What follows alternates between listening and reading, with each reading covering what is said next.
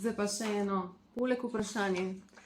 Zakaj ima ta strast do digitalne transformacije? Igor.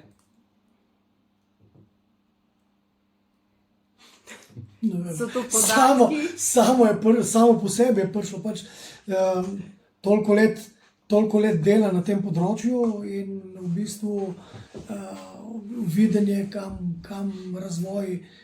gre razvoj. Ne? In v bistvu brez tega nekako ne moreš pričakovati nekih uspehov, če ne greš v korak za trendi, ki so danes v bistvu, ki krojijo že celotno gospodarstvo. Ja.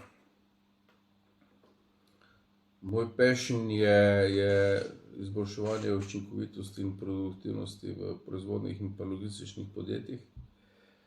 In ko smo se s temi stvarmi začeli ukvarjati, smo se ukvarjali zares s procesi, z lean managementom in tako naprej v bistvu. Ne. Danes si pravzaprav tega brez digitalne transformacije sploh ne moremo več predstavljati. Ne.